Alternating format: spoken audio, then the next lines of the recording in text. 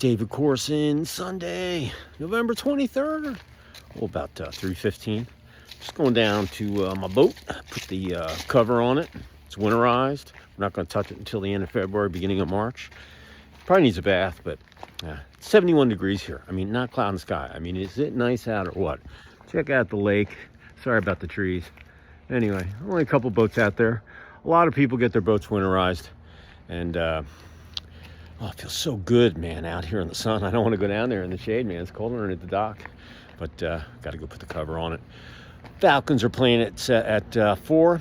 And I don't know. They're 3-7. I forget. Doesn't matter. They're playing the Aints in, I think it's in New Orleans. And hopefully they can beat those guys and at least get a win here and there. They've always lost all their games in the last quarter. And they just haven't gotten it done. So, but anyway, hope you had a great Saturday night. Awesome Sunday morning, Sunday afternoon. Heck, you got half the day left. You got, you got to leave it all out in the field. I'm telling you, man, you got to make the best out of every day. It's just so important. And myself, hey, we were. DU lost in overtime to ASU. They got a point, but they get a point too. And it looks like they split for the series. So one of my buds, he was the Atlanta chapter of the DU Alumni Association. We were called the Peachtree Pios in Atlanta.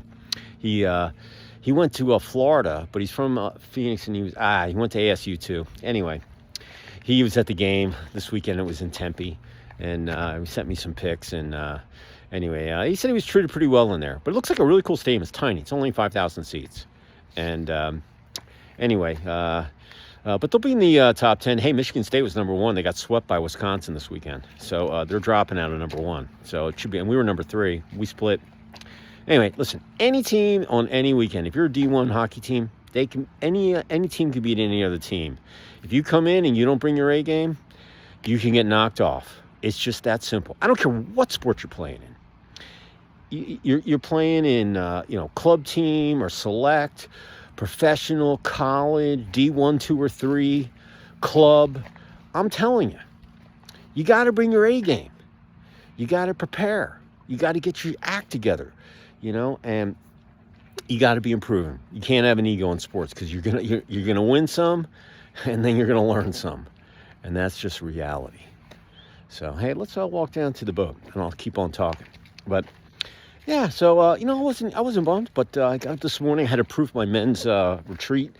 I think it was 22 pages, and had to cut and paste some things at the revisions, and just sent it off to my editor. He'll do one more scan. My artist will lay it out. We'll get it over there to them tomorrow, the participants, and hopefully they give us everything, and then the Thanksgiving weekend. And then I'm really just going to try to sell some ads this week, and tidy up, and get rolling into the next issue. I just got a security form in this morning. Deadline's on Wednesday. So someone else was working. I laughed. I go, hey, thanks for working on a Sunday. But I told my wife last night, I said, look, babe, I only have about a couple days to get. She was mad at me because I went up there this morning. And I said, look, I only have a couple days to get things done. I can't, I have Monday and maybe half of Tuesday. And then Wednesday, put a fork in it. Nothing's going to happen until Tuesday or Wednesday next week. Plus, I'm leaving Tuesday morning to fly out to spend some time with my mom, and I've got over 200 people coming to our reception, and on Tuesday evening, and then I'm going to help my mom. We're going to drive to Flagstaff one day and check out the house that they're building. Anyway, my wife, my son's driving up to get his truck from Palm Beach. He's driving up here Thursday morning. My wife's driving over to Hilton Head actually he's driving up tomorrow. And then they're both going to leave on Thursday. He's going to drive back to Palm Beach on Thursday, and she's driving to Hilton Head to spend time with her mom, and then come back on Monday because I got to get out of here on Tuesday. And anyway, that's my story. So I'm just trying to make the best, And like the same holds true for December.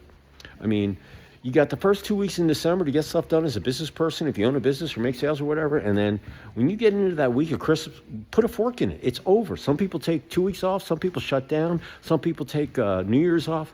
I mean, and then they don't come back until like after the championship game, and all the playoffs and stuff. But I'm telling you, people don't come back until probably, I haven't even looked at the calendar, but they take some time. That first week in in January, it's a wash. As a publisher, man, it is so hard because you're trying to get people to fill out. January is my architecture design firm listing issue. And I also do this thing with Sarah, the Society of Registered Architects, and all these projects. So we're trying to get in touch with people, and everybody's just kind of coming back. It's the new year. They got the fog of the celebration and all that. And it's just tough, getting here. Let me run up and see this guy's flying, man. Check it out. Yeah, baby. Look at the lake. It's beautiful, man. I hate winterizing my boat, but I know it's going to get cold. So I know you just, you can't leave water in the engine. It'll freeze. Here's my boat. Needs a bath, man. It needs a bath. It's going to get cold. It gets really cold December, January, February, and then it warms up. And I've already replaced one block on our old ski boat because we didn't winterize. It was warm all December, and then 1 week it was cold. It went down in the teens. It didn't get above freezing. Block cracked, and that was $8,000 to do that. Rebuild that engine. So this boat is not moving until probably the end of February, beginning of March, depending on the weather. So we're gonna put the cover on it and see you in March. I come down here and there just to make sure that the lift has air in it, as the winter goes through. I mean, it gets cold here. I mean, it's cold. It gets cold. But today, 71, beautiful. And like someone else is just started his engine. Some of these guys run their boats all day, the outboards and stuff. They'll run them all year long. My buddy, my neighbor across the street, Mark, he takes his dog. He goes fishing, all hours of the day. Looks at the calendar, when they're biting, and there's some huge fish in this lake. So, but here's what I'm thinking. As you go into the rest of your Sunday and your short holiday week, and that word is approach. What's your approach? All right? Business, personal, athletics, life, sleep, whatever you're doing. What's your approach? Like on the athletic field. Your approach should be, hey, I got a rivalry game this weekend. I've got to treat my body right. I got to get good grades. I got finals coming up. I've got to bring my aim game. I've got to ice my bumps and bruises. I got to give my body rest. And we go play those guys. They're as good as we are. Same record. It's all going to come down to a couple of plays. And my approach is bring it all, bring the best that I can do, and leave it all out in the field. That's my approach as an athlete. Can't ask much. And if the whole team has that, remember, there's no I in team. It's a team gig. You need help to get things done, just like in business. But if the whole team, coach, training staff, whatever, equipment manager, if everybody has the right approach and they're all on the same page, you'll probably get that W. All right? Same thing in business. What's your approach? How you going to approach launching that new product? How are you going to approach the merger with this new company and still maintain your identity? What's your approach when people get pissed off because of one reason or another? I mean, listen, when you go to business, there's always someone going to be complaining. It's just the nature of the beast. Or things are going to maybe go off the rail. And sometimes you got to have the right approach. And if you don't, you got to change it. Not the goal, but the approach.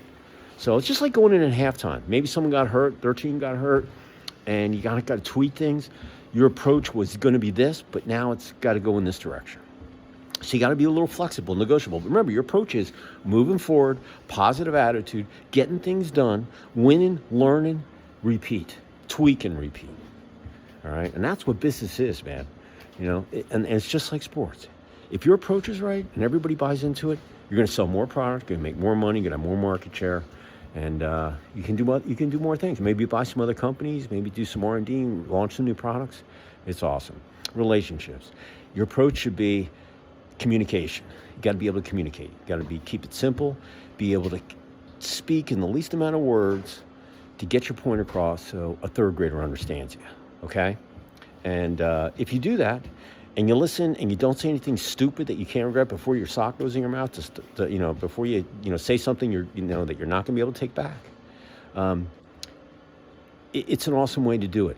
And it's not just personal, okay? It's everybody you communicate with, whether it's a customer service rep on the phone or an email. I'm telling you, it's a two-way street.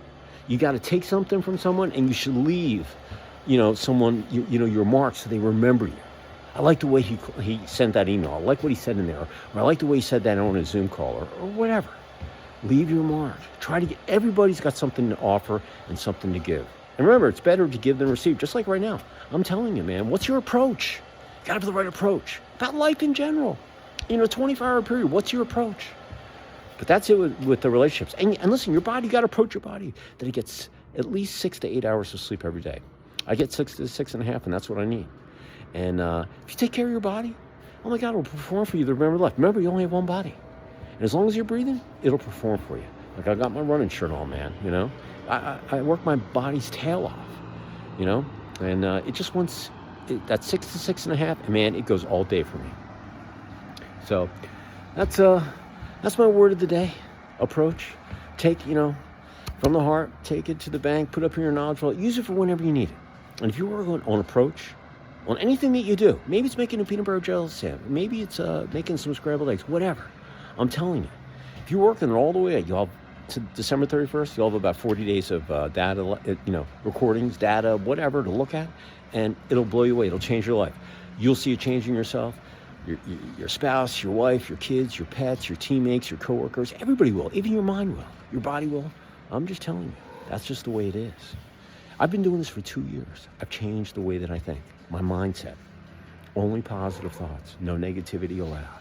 And I know I'm going to win, I'm going to learn. No losing, all right? And, communication is key. It's all of those things. I can't say enough. Here, look at this dog on the front of that boat, huh? See, she's got an outboard. Everybody's got an inboard is winterized, but outboard, they're still running. So, approach, such an important word. So listen, I appreciate y'all. Be safe out there. Head on a swivel. Know your surroundings. Take action. Approach.